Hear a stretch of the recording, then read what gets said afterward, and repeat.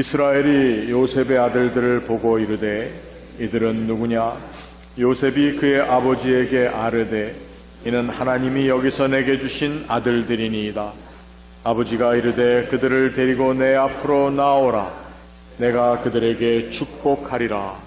이스라엘의 눈이 나이로 말미암아 어두워서 보지 못하더라. 요셉이 두 아들을 이끌어 아버지 앞으로 나아가니 이스라엘이 그들에게 입맞추고 그들을 안고 요셉에게 이르되 내가 내 얼굴을 보리라고는 생각하지 못하였더니 하나님이 내게 내 자손까지도 보게 하셨도다.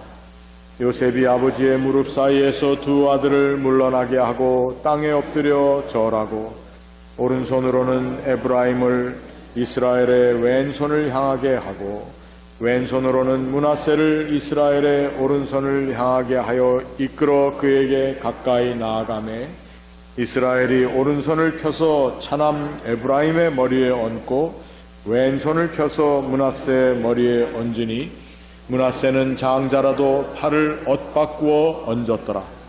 그가 요셉을 위하여 축복하여 이르되 내 조부 아브라함과 아버지 이삭이 섬기던 하나님, 나의 출생으로부터 지금까지 나를 기르신 하나님, 나를 모든 환난에서 건지신 여호와의 사자께서 이 아이들에게 복을 주시오며 이들로 내 이름과 내 조상 아브라함과 이삭의 이름으로 칭하게 하시오며 이들이 세상에서 번식되게 하시기를 원하나이다. 요셉이 그 아버지가 오른손을 에브라임의 머리에 얹은 것을 보고 기뻐하지 아니하여 아버지의 손을 들어 에브라임의 머리에서 므낫세의 머리로 옮기고자 하여 그의 아버지에게 이르되 아버지여 그리 마옵소서. 이는 장자이니 오른손을 그의 머리에 얹으소서 하였으나 그의 아버지가 허락하지 아니하며 이르되 나도 안다 내 아들아 나도 안다. 그도 한 족속이 되며 그도 크게 되려니와 그의 아우가 그보다 더 큰 자가 되고 그의 자손이 여러 민족을 이루리라 하고 그날에 그들에게 축복하여 이르되 이스라엘이 너로 말미암아 축복하기를 하나님이 내게 에브라임 같고 므낫세 같게 하시리라 하며 에브라임을 므낫세보다 앞세웠더라. 아멘.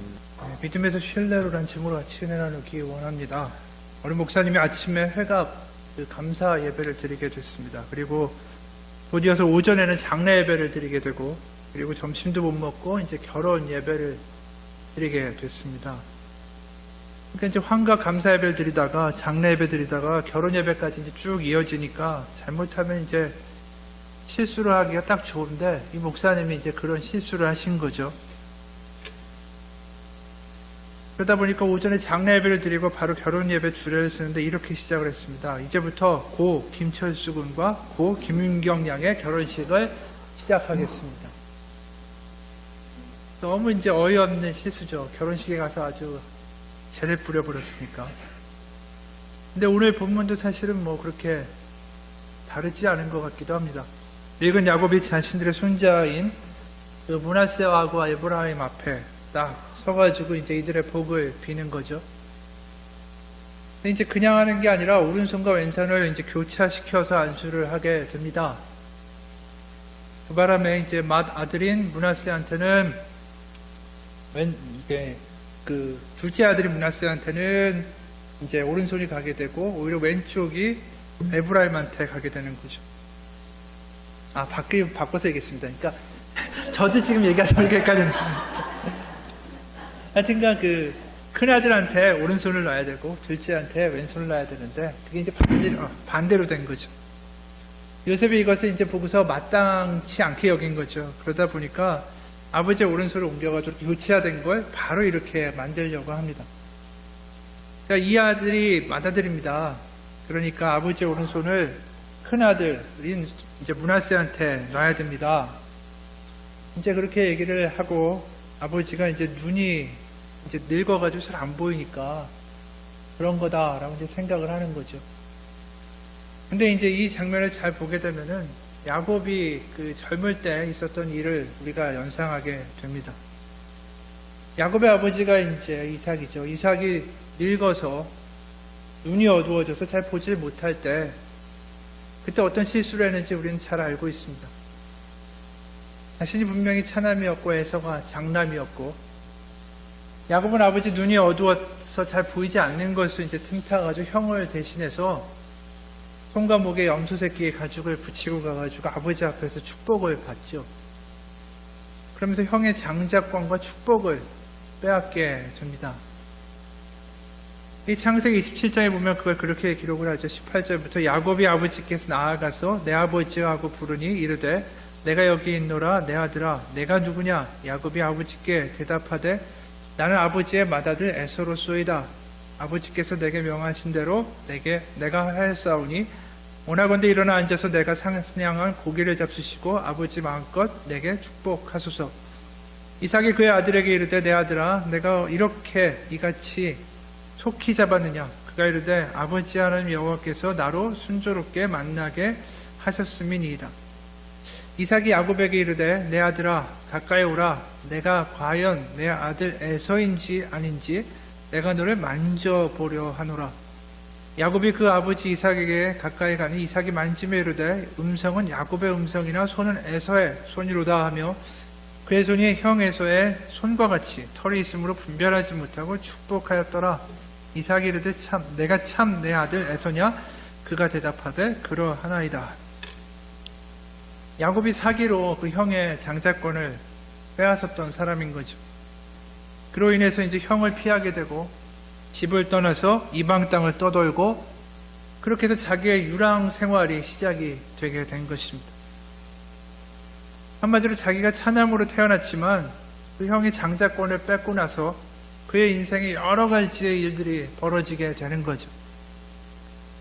그가 이제 나중에 요셉을 통해서 애굽으로 가게 되고 파라오 앞에 섰을 때 이런 말을 하게 됩니다. 창세기 47장 8절과 9절을 보게 되면 바로가 야곱에게 묻되 내 나이가 얼마냐? 야곱이 바로에게 아뢰되 내 나그네 길의 세월이 130년이다. 내 나이가 얼마 못되니 우리 조상의 나그네 길의 연조에 미치지 못하나 험악한 세월을 보내었나이다. 그러니까 자신의 삶의 길을 나그네 길이라고 이야기하고 그 다음에 그것을 요약해서 한 말을 험악한 세월을 보냈다라고 자신의 삶을 요약을 하고 있다라는 거죠. 어떻게 보면 그가 빼앗은 장자권의 축복이라는 게 험악한 세월이라고 본인이 해석할 수밖에 없는 세월이었죠. 그리고 자신이 차남으로 장자권을 빼앗았는데 그런데 그것 때문에 지금 이 요셉이라는 아들은 이제 보게 되면 총리다신이 됐지만 또 이 요셉이라는 아들도 형들한테 그 요셉이 야곱을 편애하니까 형들한테 시기당해가지고 결국 이집트의 노예까지 팔리게 되는 일을 겪었기 때문에 한마디로 이 장자와 차자의 어떤 관계에 있어서의 뒤바뀜이라는 것이 굉장히 민감한 사건이라는 거죠. 야곱에도 그렇고 요셉에게도 그렇고 여러 가지로 이 민감한 사건인데 이 일이 또 벌어지고 있는 것을 요셉이 보게 되는 거죠. 그러니까 이제 요셉이 반응을 민감하게 하게 됩니다. 17절에 보게 되면 요셉이 그 아버지가 오른손을 에브라임의 머리에 얹은 것을 보고 기뻐하지 아니하여 아버지의 손을 들어 에브라임의 머리에서 므낫세의 머리로 옮기고자 하여. 야곱이 분명히 뭔가 질서를 흔들고 있는 거죠. 자신이 겪었던 그 곤란스러운 처지, 또 아버지인 야곱이 겪었던 그 장자와 차자의 문제 때문에 겪었던 그런 나날들, 그것이 또다시 반복되고 있는 듯한 그런 불안감이 요셉에게 들게 됩니다. 사실 야곱도 당연히 자신이 겪었던 그러한 문제들이 손주들한테 반복되는 것을 원하지는 않았을 것입니다. 자식들이나 손주들만큼은 좀 더 평탄하고 문제없는 삶을 살고 자신과 똑같은 실수를 하지 않기를 기원하겠죠. 이건 좀 다른 얘기지만 군대에 이제 아들을 보내고 하는 말들이 이런 말들이 있습니다. 우리 집 사람은 아침마다 찬물에 손을 넣어보고는 아이고 이렇게 차가운데 군대 간 우리 아들은 얼마나 고생할까 라면서 이렇게 눈물을 흘린다는 거죠. 아침마다 매연과 칼바람의 길거리에서 교통소통시키는 의경들을 보면 나는 아무리 추워도 자동차 히터를 틀지 못합니다. 춥다는 말도 함부로 맺지 못합니다. 이게 사실은 아버지의 마음이라는 거죠. 아버지는 늘 내가 아버지 노릇 제대로 하고 있나, 내가 정말 아버지다운가 자책을 하는 사람이 아버지라고 하고, 아버지란 자식을 결혼시킬 때 한없이 울면서도 얼굴에 웃음을 나타내는 사람이고, 아들, 딸이 밤늦게 들어올 때마다 어머니는 10번 걱정하는 말을 하지만 아버지는 10번 현관을 쳐다본다 라는 말이 있습니다. 그런 아버지의 마음이 이게 바로 야곱의 마음이 될 텐데, 그런 마음이 야곱에게도 분명히 있었을 텐데, 그런데 무릎에 앉혀놓고 축복을 하는데 차남인 에브라임에게 장자의 축복을 합니다. 그리고 말리는 요셉에게 말을 하죠. 괜찮다, 나도 안다. 내 아들아, 나도 안단다. 그도 한 족속이 되며 그도 크게 되려니와 그의 아우가 그보다 큰 자가 되고 그의 민족이, 그의 자손이 여러 민족을 이루리라. 우리도 보면서 참 이해가 안 되는 대목이기도 합니다. 우리 눈에는 이게 절대로 괜찮아 보이지 않기 때문이죠. 요셉의 눈에도 괜찮아 보이지 않았고, 우리가 알고 있는 아브라함의 사건이 있습니다. 외아들 이삭을 이제 하나님께서 명하시죠. 바치라고. 모리아산에 번제로 드리기 위해서 가게 됩니다. 3일 길을 떠나게 되죠. 그 3일 길 동안 얼마나 사실 마음이 아팠을까요, 아브라함.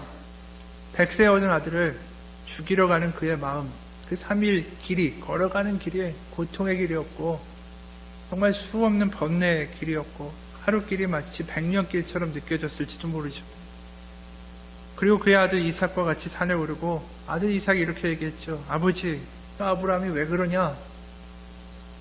이삭이 이런 얘기를 했습니다. 불과 장작은 여기 있습니다마는 번제로 바칠 어린 양은 어디에 있습니까? 그 질문이 아브라함한테 얼마나 가슴 아픈 질문이었을까? 아버지라고 부르는 그 말이 아브라함의 가슴을 얼마나 무너뜨렸을까라는 거죠. 그런데 아브라함이 이렇게 대답을 했습니다. 얘야, 번제로 바칠 어린 양은 하나님이 손수 마련하여 주실 것이다. 사실 마음 건드는 이삭을 바쳐야 된다라는 마음이 있는 거죠. 그리고 두 사람이 함께 걸었습니다. 그리고 창세기 22장 8절에 그렇게 얘기한 거죠. 누가 봐도 괜찮지 않은 상황인데 아브라함을 하나님 마련하실 것이다 라고 괜찮다 라고 하면서 갑니다. 사실 야곱의 사건이나 아브라함의 사건이나 우리의 사람의 눈의 관점에서 보면, 그리고 또 아브라함과 야곱의 말년에 일어난 사건들인데 그 사건들을 보면 우리는 괜찮지 않습니다. 참 불편하죠. 그런데 이 아브라함과 야곱은 인생의 끄트머리에서, 인생의 노년에서 이러한 사건을 만나서 하는 이야기들이 괜찮다라는 거죠. 도대체 이들의 믿음이 무엇일까라는 것입니다. 우리가 볼 때는 괜찮지 않은 일을 괜찮다라고 이야기하고 있다라는 것이죠. 맹신일까? 무조건적인 순종일까? 도대체 믿음이 뭘까? 우리가 믿는다라고 얘기하는 믿음이 과연 뭘까? 한국에 있는 그 국민학교, 초등학교에서 종교 교사를 하는 경우가 있습니다. 그러니까 무슨 종교를 몇 명이 믿는가, 이걸 파악을 하는 거죠. 그렇게 되면 이제 손들어 보라고 하고, 이제 아니면 뭐 종이를 나눠주고 동그라미 치라고 하는데, 이 성탄절이나 부활절이나 이럴 때 뭐 교회에서 선물도 주고 먹을 것도 주고, 그럴 때 한번 따라갔다 온 애들이 기독교에다 동그라미를 치는 경우가 있습니다. 교회에 그래도 가보긴 했다라는 거죠. 그럼 종교 그 조사에서 보게 되면 그 아이들은 이제 기독교를 믿는, 종교가 기독교인 아이들로 분류가 됩니다. 그런데 정말 기독교, 내가 교회를 나간다, 내가 믿는다라는 이야기를 그렇게 쉽게 할 수 있을까? 그걸 어른의 기준에서 이야기하면 도대체 교회 몇 번 나와야 출석해야 우리가 저 사람 믿는 사람이다 라고 이야기를 할 수 있을까? 사실 우리가 생각하는 믿음이라는 것이 너무나도 쉽게 이야기되고 있다라는 거죠. 사실 믿는다라는 것이 무엇인지 생각해 보지 않은 채 말입니다. 줄타기 고개사 블론딘이라는 사람이 있었습니다. 그 사람이 나이아가라 폭포에서 미국과 캐나다 양쪽에다가 이제 줄을 메어놓고 외줄을 맸습니다. 외줄을 메고 거기를 이제 걸어가는 거죠. 그래서 줄타기 고개를 해서 굉장히 유명해진 사람이랍니다. 그러니까 이제 중심을 잡기 위해서 막대기 하나를 들고 그 거친 물살과 폭포가 막 있는 그 나이아가라 위를 이제 외줄을 타고 막대기를 하나 들고 중심을 잡으면서 걸어갑니다. 캐나다 쪽에 도착하니까 사람들이 정말 우랑찬 환희의 박수를 보냈습니다. 도착한 그가 박수를 치는 사람들에게 이제 이야기를 하는 거죠. 여러분, 제가 이 막대기를 들고 다시 미국 쪽으로 갈 수 있다고 믿으십니까? 사람들이 한 목소리로 예, 믿습니다! 라고 얘기를 하는 거죠. 그때 다시 그 앞에 있는 꼬마들한테 여러분들도 내가 이 막대기를 들고 미국 쪽으로 건너갈 수 있다라고 믿어요? 그랬더니 꼬마들도 그렇다고 대답을 했습니다. 그때 이 사람이 다시 이렇게 말했습니다. 여러분, 제가 이 앞에 있는 소년들 중에 한 소년을 등에 업고 건너갈 수 있다라고 믿습니까? 사람들의 대답 소리가 아까보다는 좀 작지만 상당히 꽤 사람들이 그렇게 할 수 있다, 믿는다 라고 얘기를 했습니다. 그러자 그가 맨 앞줄에서 소리치던 꼬마한테 얘야, 내 등에 업혀라 라고 얘기를 합니다. 그러나 크게 믿는다고 소리쳤던 그 꼬마가 업히기를 주저합니다. 그래서 또 다른 꼬마한테 물으려고 할 때 느닷없이 어느 꼬마 하나가 아저씨 제가 업힐게요 하면서 앞으로 나왔습니다. 그는 그 천진난만한 꼬마를 등에 업고 안전벨트로 잘 묶은 다음에 막대기를 들고 미국 쪽으로 줄을 타고 건너가기 시작했습니다. 결국 그는 꼬마를 업고 줄타기를 성공했죠. 우리가 이 일을 보면서 생각하게 되죠. 많은 사람들이 또 아이들이 믿습니다. 할 수 있을 거라고 믿습니다. 라고 얘기했습니다. 하지만 정말 그 사람들이 믿는다라고 이야기할 수 있을까? 결론적으로 정작 자기의 생명을 맡길 만큼 그를 신뢰한 사람은 이 어린 꼬마, 등에 업힌 꼬마 하나밖에 없었다라는 거죠. 믿음이라는 말이 너무나도 쉽게 쓰이고 있는 것이 현실이다라는 것입니다. 뭐 우스갯소리지만 트로트 가수가 그런 노래도 했지 않습니까? 오빠 한번 믿어보라고. 노래 유명하죠. 오빠 한번 믿어봐. 네. 믿는다라는 말이 너무나도 어처구니 없게 쓰이고 있는 거죠. 군대에서는 또 믿음이 얼마나 쉽게 걸어되는지 모릅니다. 훈련소에 가게 되면 초코파이 하나에 믿음이 왔다 갔다 하죠.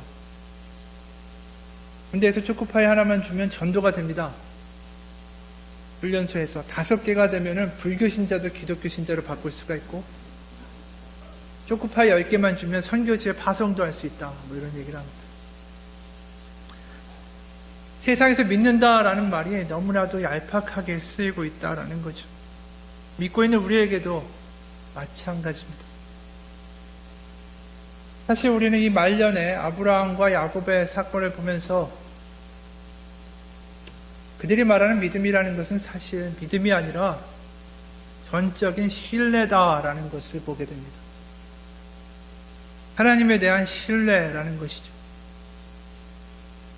자신들의 평생을 살아오면서 수많은 험악한 세월과 위기들을 넘어오고 그러면서 겪었던 그 하나님, 그리고 자신들의 생각과 계획을 가지고 계속해서 실수하고 좌절하고 하나님 실망시키고 방황하기도 하고, 하지만 자기를 그럼에도 불구하고 포기하지 않으셨던 하나님에 대한 신뢰라는 것이죠. 손을 교차해서 안수했던 야곱이 15절과 16절에 보면 자신의 신앙의 고백을 하고 있는 것을 우리는 보게 됩니다. 내 조부 아브라함과 아버지 이삭이 섬기던 하나님, 나의 출생으로부터 지금까지 나를 기르신 하나님, 나를 모든 환난에서 건지신 여호와의 사자께서 이 아이들에게 복을 주시오며 이들로 내 이름과 내 조상 아브라함과 이삭의 이름으로 칭하게 하시오며 이들이 세상에서 번식되게 하시기를 원하나이다. 그가 내뱉고 있는 단어 하나하나에 그의 눈물진 삶의 굴곡이 들어있다라는 거죠. 나의 출생으로부터 지금까지 나를 기르신 하나님, 그의 말 한마디에 한마디에 그의 눈물과 땀과 고생과 그의 삶의 향기가 진하게 배어있다라는 것을 우리는 보게 됩니다. 그가 맨 처음에 믿었던 건 과연 무엇일까? 그가 믿었던 건 장자권에 대한 믿음이죠. 장자권을 취하게 되면 자신은 복받으리라는 믿음, 바로 그 장자권에 대한 믿음은 있었지만 하나님에 대한 신뢰는 없이 시작한 출발이었습니다. 하지만 험악한 세월을 보내고 그가 경험하게 된 것은 장자권에 대한 믿음이 아니라 하나님에 대한 신뢰라는 것이죠. 바로 상대방이 어떤 하나님이 자신이 원하는 걸 주지 않아도 그 어떠한 상황이든 간에 그것을 받아들일 수 있는 것, 그것이 신뢰라는 것입니다. 믿음은 언제든지 내가 회수할 수 있는 거죠. 내가 원하는 것이 이루어지지 않으면 나의 믿음은 그 자리에서 물거품이 되고 없는 것이 되고 버려지게 되고 믿음의 대상이 되는 사람은 언제든지 나와는 적이 되어버릴 수밖에 없는 것입니다. 하지만 신뢰는 그렇지 않죠. 그가 어떻게 하든 간에, 그가 어떻게 말하고 행동하고 반응하든 간에 나는 포기하지 않겠다라는 것이 신뢰라는 것입니다. 한국에서 순복음교회를 다니는 분이 이제 기도를 할 때 이렇게 기도하는 것을 들은 적이 있습니다. 성경에 나오는 아브라함의 하나님, 이삭의 하나님, 야곱의 하나님, 이걸 가지고 이제 기도를 하는 거죠. 근데 이렇게 기도합니다. 아브라함의 하나님, 이삭의 하나님, 야곱의 하나님, 그리고 조용기의 하나님. 그 뒤에 뭐가 숨어 있을까? 뭔가 기적이 일어나고 삼중 축복이 일어나고 영적인 물질적인 축복이 내게 임하고 뭔가 아브라함과 이삭과 같이 그 당시에 부자였던 것처럼 나에게도 그러한 일이 있길 원한다라는 거죠. 그런 연속성상의 조용기 목사, 딱 이분이 들어있다라는 것입니다. 그분의 기도 가운데 아브라함과 야곱의 하나님의 그 사용된 단어 가운데 과연 하나님의 신뢰가 있을까? 눈물을 넘어서서 하나님을 믿고 끝까지 가겠다는 하나님에 대한 신뢰가 그 기도에 있을까? 축복에 대한 믿음은 분명히 있지만 하나님에 대한 신뢰는 없다라는 것이죠. 하나님이 아브라함과 야곱과 이삭의 삶을 통해서 원하시는 것이 뭐였을까? 바로 그들이 이기적인 것으로 시작하고 이기적인 바람을 가지고 시작을 했을지라도, 그리고 중간중간에 자신들의 생각과 자신들의 이익에 합치되는 판정과 행동을 했을지라도 그들이 결국은 하나님을 신뢰하는 사람으로 변화된다라는 것입니다. 바로 그들이 변화되는 것을 하나님이 원하셨다라는 거죠. 다시 말해서 믿음에서 신뢰로 가는 것을 하나님이 만들어내기 원하셨다라는 것입니다. 하나님의 솜씨라는 책이 있습니다. 거기에 보면 이러한 말이 나옵니다. 인간이 과정이라고 부르는 그것을 하나님은 목표라고 부르신다. 경랑이는 파도의 한복판에서도 예수님을 바라보며 침착함과 평온함을 잃지 않을 수 있다면 그것이 곧 우리의 삶을 향한 하나님의 뜻이다. 그것은 내가 이렇게 저렇게 손을 써서 이제 다 괜찮다라고 말할 수 있는 삶이 아니다. 우리를 향한 하나님의 뜻은 지금 어떠한 상황이든 그분과 그분의 손을 의지하는 것이다. 이거를 다시 요약하면 이런 것이죠. 세상 사람들은 우리가 가진 것을 보죠. 우리도 세상 사람들처럼 그런 기준으로 우리의 환경을 보게 됩니다. 내가 얼마큼 가졌고, 내가 학교를 어디 나왔고, 내가 직업이 뭐고. 하지만 하나님은 그러한 것을 보시지 않는다라는 거죠. 하나님이 보시는 것은 뭐냐 하면 매번 부딪히는 삶의 관문들과 매번 부딪히는 인생의 선택 가운데 또 인생의 어려운 가운데 우리가 어떻게 반응해 나가는가, 그리고 어떻게 우리가 하나님을 더 신뢰하는 사람으로 변화되어 가는가? 그것이 하나님의 관심이라는 거죠. 세상의 관심에서 보면 어떻게 더 성공하느냐이지만 하나님의 관심에서 보면 성공의 문제가 아니라 변화의 문제다라는 것입니다. 그것이 하나님이 아브라함과 야곱과 요셉을 통해서 우리에게 보여주시는 것이라는 것이죠. 물질적인 복이나 축복이 믿음의 대상이 아니라 하나님을 신뢰하는 사람으로 변화된 그들, 그렇게 변화되기까지 끈질기게 기다리고 인내하시는, 그리고 다듬어 가시는 하나님을 우리는 아브라함과 야곱과 이삭과 요셉의 삶을 통해서 보게 됩니다. 이사야서를 보게 되면은 아브라함의 하나님이라는 표현이 참 많이 등장합니다. 이것은 이스라엘 민족이 이제 바벨론이라는 강국에 망하게 되고 사람들이 포로로 잡혀가고 민족은 망하게 생겼습니다. 그런데 위기에 처한 그들이 다시 아브라함을 찾게 되죠. 아브라함의 하나님이라는 단어를 내뱉으면서 그들은 어떤 상황이든 간에 어떤 위기이든 간에 신실하게 그들을 다듬어 가시고 결국은 하나님의 오른팔로 그들을 이끌어내실 하나님에 대한 신뢰를 고백하고 있다라는 것입니다. 쉽게 말하면 하나님은 우리가 몸을 주실 것을 믿습니다라고 기도하는 단계에서 괜찮습니다, 하나님의 뜻대로 하옵소서라는 고백으로 변화되기 원하신다라는 거죠. 누가 신뢰에 대한 글을 이렇게 쓴 것을 본 적이 있습니다. 지난 몇 년간 나는 그네 타기 고개를 즐겨보았다. 공연 때마다 나는 고개사들의 용기에 끊임없이 감탄했다. 나는 해마다 일주일 혹은 2주일씩 서커스단에 합류하여 돌아다녔다. 최근 서커스단의 리더가 말하는 것을 내가 들었다. 공연할 때마다 많은 사람이 나에게 박수를 보냅니다. 내가 허공에 뛰어올라 거꾸로 공중제비라는 것을 보고 다들 나를 정말 용기 있는 사람, 영웅이라고 생각합니다. 하지만 진짜 영웅은 잡아주는 사람입니다. 내가 하는 일이라고는 팔을 내밀고 믿는 것입니다.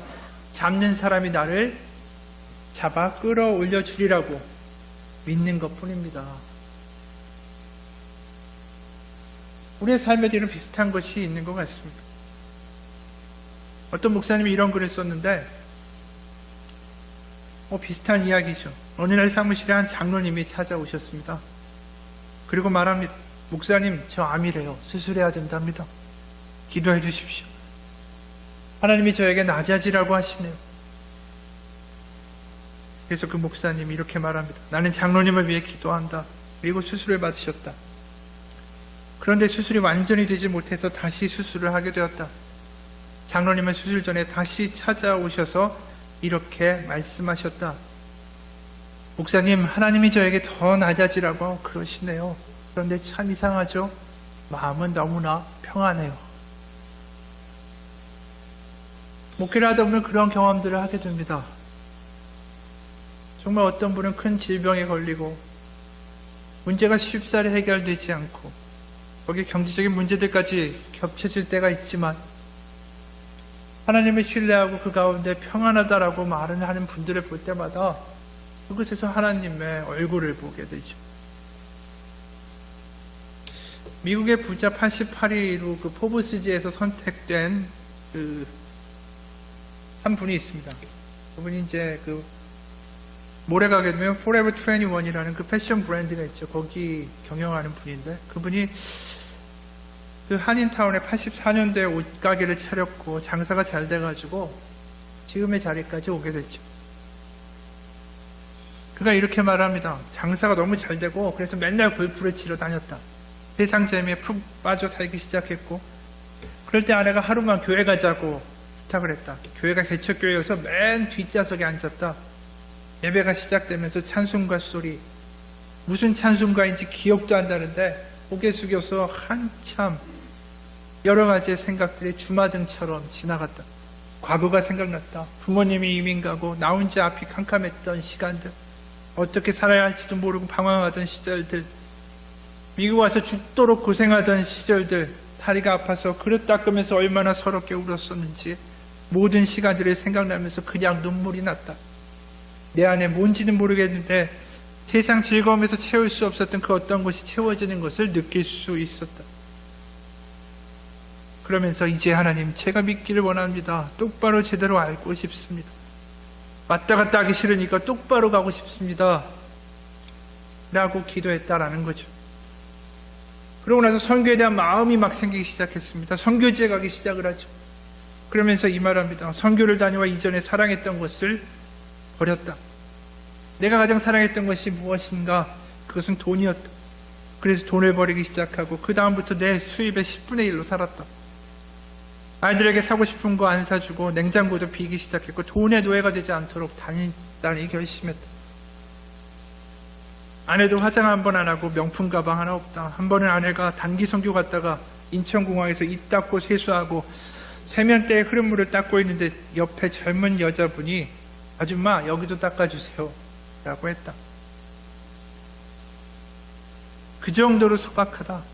뭐가 성공이고 부자인지 잘 모르지만 내가 하나님 사랑하고 우리를 사랑하신 하나님을 사랑하자는 말을 전하고 싶어서 이 자리에 나왔다 라고 간증을 했습니다. 그런데 이 간증이 위대한 게 아니라 바로 어떻게 보면 미국에서 88번째 부자라는 거죠. 그리고 아내도 청소 아줌마로 오해받아가지고 여기까지 닦아달라고 이야기를 듣는다는 거죠. 그런데 그가 하는 이야기는 뭐냐면 그래도 괜찮다라는 거죠. 이 괜찮다라는 고백이 누구의 고백일까? 이게 바로 아브라함의 고백이고 이것이 야곱의 고백이기도 하다라는 것입니다. 세상의 기준 가운데 뭔가 석연치 않을 때 그럴 때 그들은 괜찮다라고 말합니다.